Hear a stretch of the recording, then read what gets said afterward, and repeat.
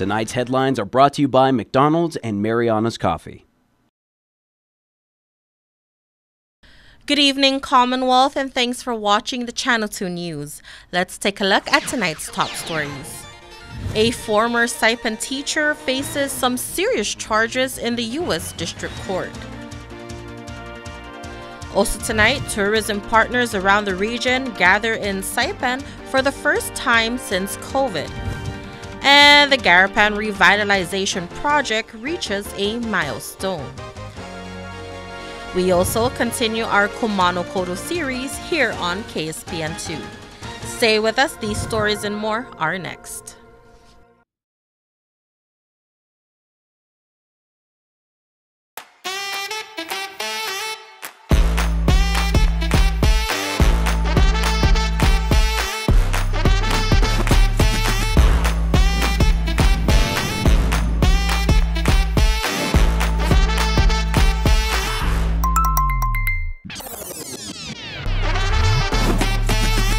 Find a plan that goes with your flow. Get unlimited local talk, text, and data at the most affordable rate with Unlimited Flow Postpaid.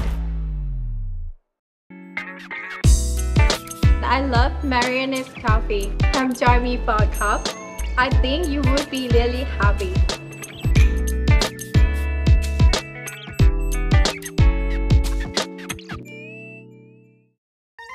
Shizuru? Kazuki? Could this be a date?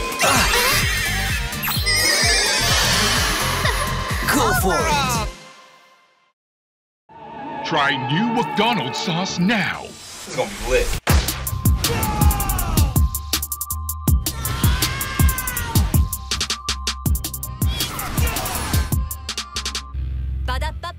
Go!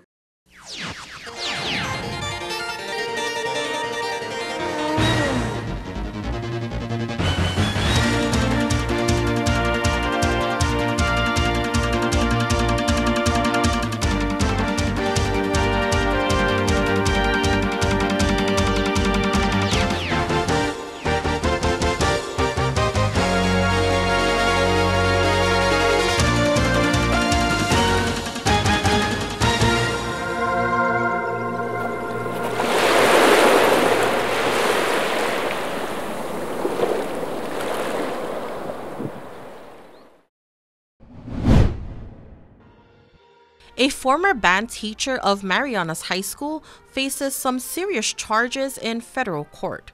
46-year-old David Matthew Fromm has been charged with attempted exploitation of a child, possession of child pornography, and engaging in illicit sexual conduct in foreign places. Fromm was originally charged with attempted sexual exploitation of a child here in the NMI back in 2019. However, there are no records of any proceedings and the case was sealed. It is believed that Fromm left the Marianas around that time. Attorney Eric O'Malley asked the court to unseal the indictment this week after Fromm was arrested earlier this month in Malaysia. He was charged with producing sexual material of a minor. According to Malaysia's New Straits Times, Fromm is accused of filming an 11-year-old girl while she was bathing in her home. The minor is said to be his neighbor at an apartment in Kumo. Fromm has pleaded not guilty. New Straits Times says Fromm was not offered bail and he is to reappear in court on May 6. Fromm was also charged with overstaying in the country by more than 1,000 days. He again has pled not guilty.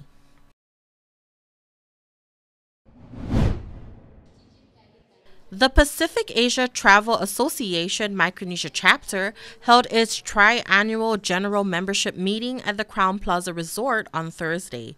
It's the first meeting since 2019. The PATA Micronesia chapter consists of members from Marshall Islands, Kosrae, Pohnpei, Chuuk, Palau, Yap, Guam, and the CNMI. Its mission is to assist in the development of regional tourism industry. Lieutenant Governor David Apatang is pleased to have the association on island. It's good to have this organization come here so we can see where we're at as far as tourism is concerned. And I was just listening to Guam and the Marshall Islands, and you know, I was waiting for Palau and of course the Northern Marianas, and see where we're at as far as the tourism industry is. MVA Managing Director Chris Concepcion says one of the main takeaway from PATA is we are all facing very similar challenges. None of us are at pre-COVID levels in terms of visitor arrivals. You know, Guam is down 40%. We're in a similar situation, down 40%. So we all face the same challenge in trying to bring arrival numbers back up to pre-COVID levels. And officials are now eyeing Malaysia as a potential new source market. Concepcion told reporters that historically, Japan, Korea, and China will always be the main pillars of the NMI's tourism industry. But because we are not fully recovered from pre-COVID levels, they are always looking for new source markets. Malaysia is a potential source market. It is going to be, I foresee it's going to be a limited source market in terms of, I don't think it'll ever surpass or capture or catch up to the level that Japan, Korea, and China have historically been. But it is a part of the Guam CNMI visa waiver program, so they are able to access CNMI without a visa. So that's kind of why we've been working with GVB on sort of jointly promoting the Marianas to that market. Lieutenant Governor Apatang, for his part, says tourism is all about promotion, and the NMI needs to go out and present what we have to offer, just as Guam is doing. I was just listening to one presentation where they have the Malaysian. They're not even aware that there's Guam and Northern Mariana, so you know, I'm very happy that I think Guam and MBA went to Malaysia. So that's a lot of awareness. I'm sure that Malaysia have an airline, right? So we can work with them so they can come here and visit us here in the Marianas. MVA is also looking at Australia as another potential source market, but it may be a bit more challenging. There are no direct flights to our region. Developing that market is going to take a little bit more resources and time and effort. And so right now, because resources are limited, we're going to concentrate on the markets that we think have the strongest potential. PATA members will be on the island for the weekend before flying back home.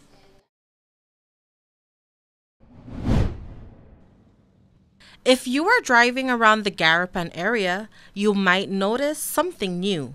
Paseo de Marianas is now drivable.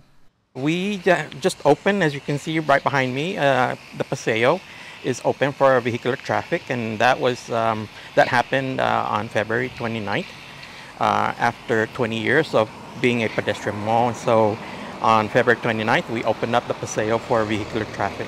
This is in line with the Garan revitalization project under the Office of Planning and Development. Civil engineer Mariano Iglesias says this will allow businesses to be more accessible to tourists and the general public. The goal of this project is to essentially open up the streets and have the streets be more standardized with sidewalks, street lighting, some streetscapes, to kind of give the feel for a safe, access to the businesses here in the business district. The Garan Revitalization Project broke ground in November of 2022. They anticipate completion by the end of the year. Currently, the contractors are completing the initial phase of construction, which includes curbs, gutters, and sidewalks along Beach Road. What you're seeing this morning, we have a concrete pour for the sidewalk, and that would complete the sidewalk from Corporal Darren's Jack all the way to Cactus Street. And then next week, or starting Friday, we'll start the next phase, which is north of Cactus Street to Micro Beach Road. And so that would complete the sidewalk and rehabilitation of Beach Road on that site. The design of the project is a brainchild of many stakeholder meetings. OPD had a Garan Revitalization Task Force made up of different sectors of the community and government agencies. A lot of the input was coordinated And the end result, the design that you see, is a combination of all those inputs from the community. So having to have, parking, I guess, and that's one of the biggest theme in a lot of the stakeholder meetings is the businesses want more parking. Of course, as you can see, the Paseo does not have so much parking, but that's by design, right? And I think there are certain members of the community that wants a certain portion of the old pedestrian remain, and so hence you see wider sidewalks in the Paseo, little parking. We have parking, but it's only for loading and unloading, and most of the parking are elsewhere in the within the Garan Core District. USA Fanter is the prime contractor, while Hawaiian Rock is the subcontractor. This project is made possible through an EDA grant worth $11.17 million.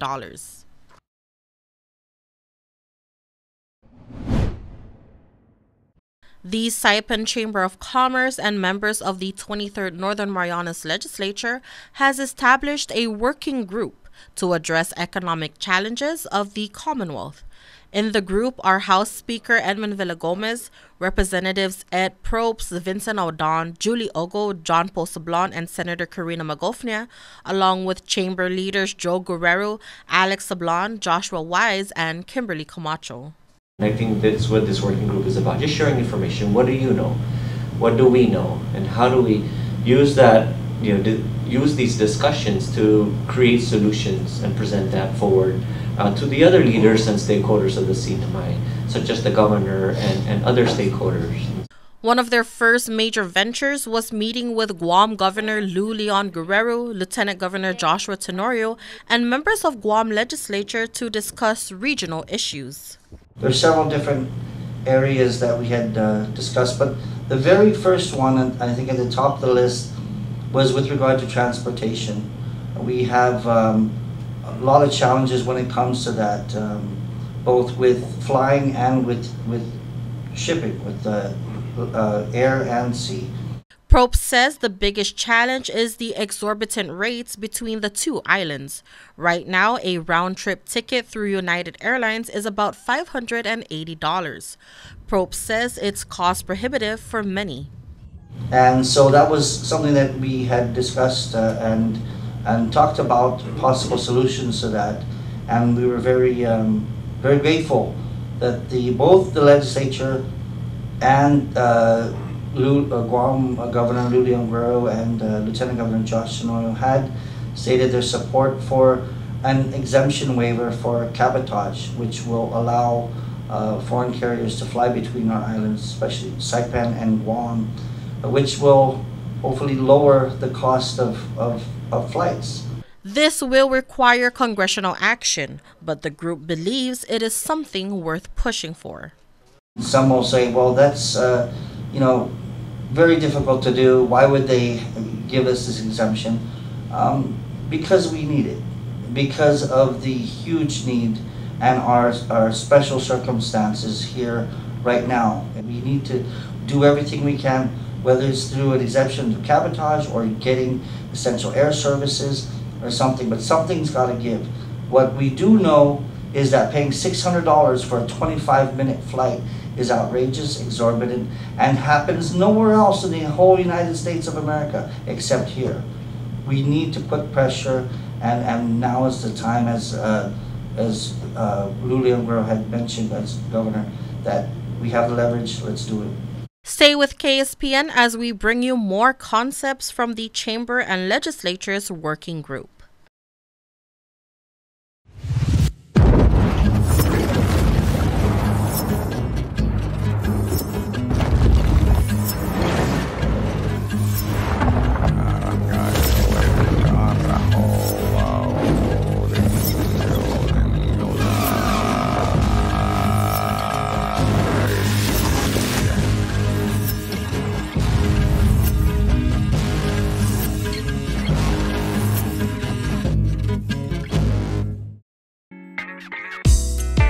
I love Marianas coffee from Joy Me for a Cup.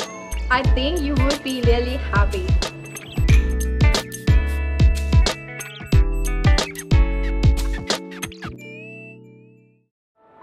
At one of Saipan's beaches, this mother lays about 100 eggs under the cover of darkness. She hides her nest as best she can and then slowly makes her way back to the ocean. The eggs hatch and the babies head for the sea, where they will face a daily dose of danger.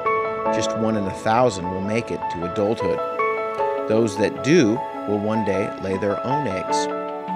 Sea turtles are protected under CNMI law. If you see one that is stranded or if you see illegal activity, call the hotline at 287-8537.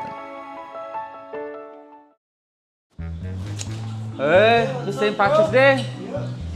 Where's the drink? Where's the drink? Can we get a drink? Cheers. For many, St. Patrick's Day is a day to celebrate with drinking.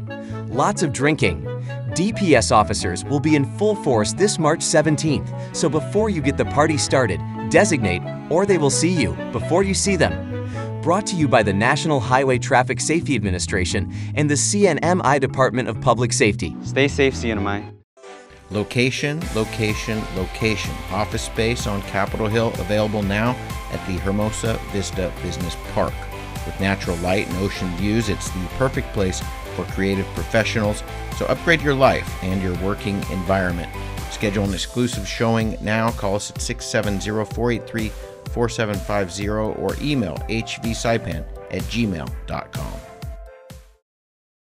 Fast, fun, and easy. That's how your home Wi-Fi should be. So start with an internet plan that fits your budget. Introducing your home Wi-Fi starter pack, also known as WISP. Enjoy up to 25 megabits per second for as low as $35 a month. Plus, a free router with your wireless subscription. That's hours of movies, games, social media, and more endless fun. Get your Wi-Fi starter pack today only at Kumo Pacific. Better together. Additional conditions may apply.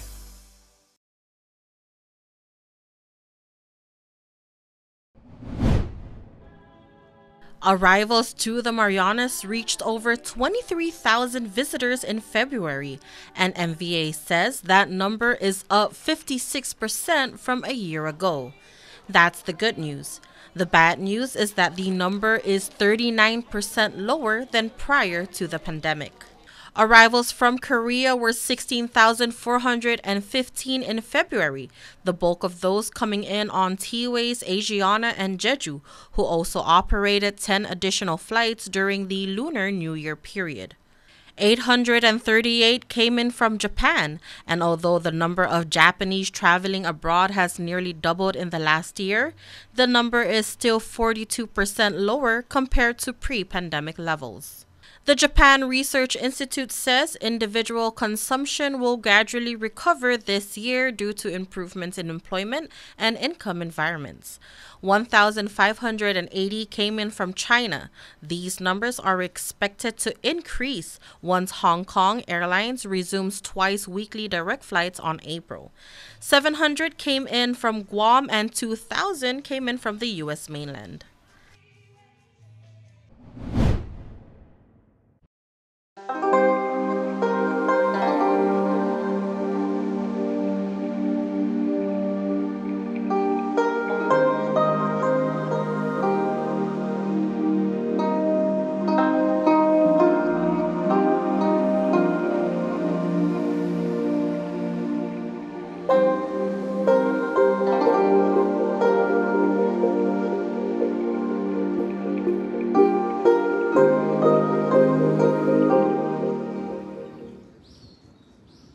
In a small village, we meet a Japanese surfer who has opened up a small guest house.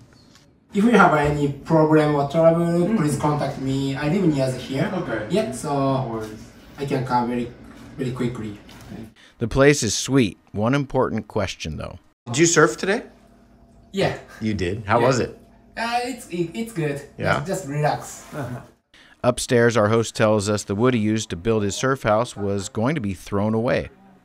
Around Kumano, we have lots of wood company. Right. So this is very for me, it's enough. And he tells us to put the futons anywhere we want. But you can move what you want. Okay. Because I didn't know how can I do so. Yes.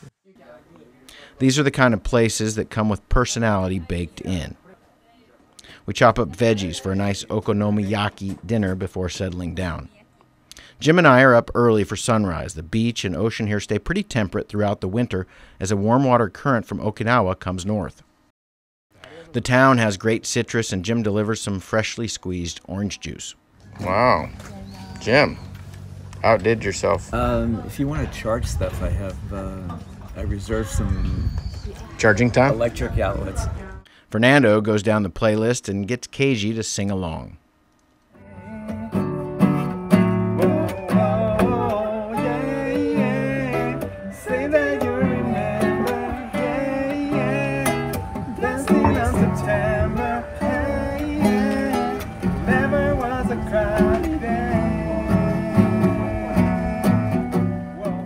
We hike up to a whale cemetery. The town traditionally would take one whale per season, and this is where they give thanks.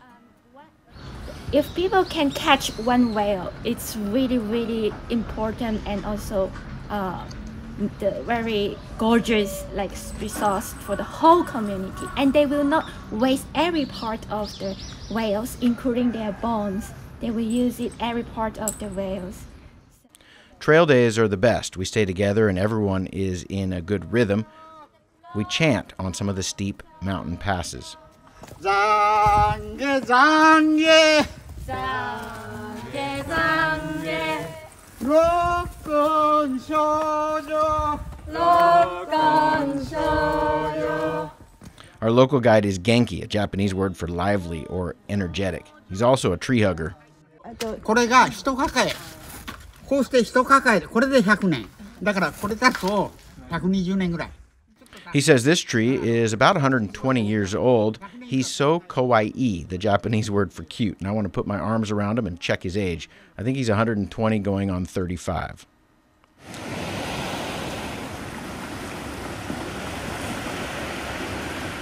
At sunset, we reach our goal for the day and say both arigato and sayonara. I'm going to always remember Nishiyama-san. He said, thank you very much for examining me, and I hope you can take a good rest for the following. Dinner is hands-on. We get a sushi lesson from a local expert. She was born in Tokyo. She's born in Tokyo, but she moved to here 20 years ago, and she was, living in the countryside is one of her dreams.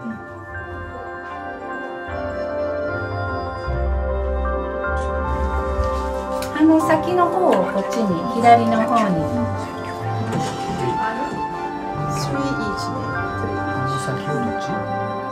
この線に3本とも合わせてください。鼻先を。あ、そうです。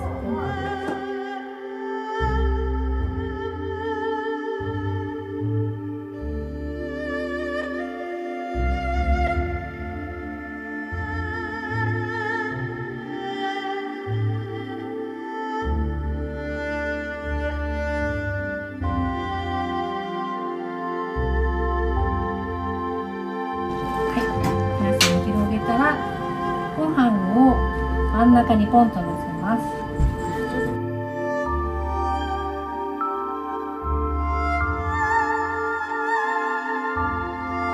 What's better than making sushi? Yeah, you know. This is definitely the land of the rising sun, and the East Coast gives us a spectacular daily look at the start of each new day. There's calm water in the bay, and we hike out to a point. The rocks here remind me of Arizona as the light dances off them. A fisherman casts his line while a bird calmly takes it all in.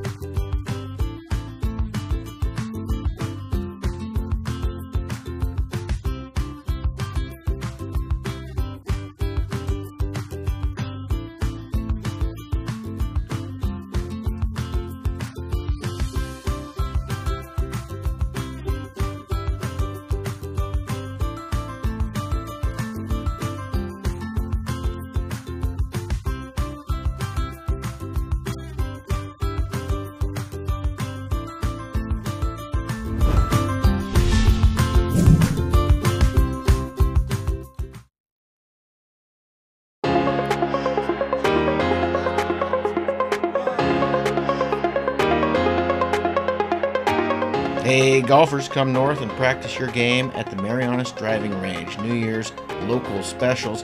10-piece coupon books available for just $60. That's a $10 savings. Want to get really good?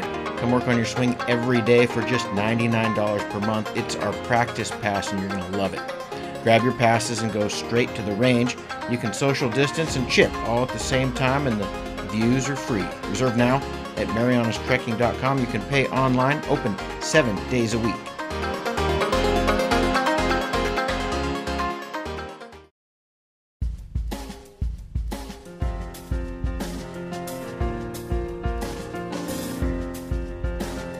And for your KSPN weather report, tonight through Saturday night, partly cloudy with isolated showers, east winds 15 to 20 miles per hour, becoming northeast Saturday night. Lows 76, highs 86, and a 20% chance of showers. For your marine forecast, moderate trade winds will prevail, becoming gentle to moderate Saturday, decreasing further to just gentle winds by Tuesday. However, by late next week, a shear line dropping south will allow winds and seas to once again increase. High tide tomorrow will be at 6:28 a.m. followed by low tide at 10:36 a.m. The sunrise will be at 6:24 a.m. and the sunset, you can catch that tomorrow night at 6:27 p.m.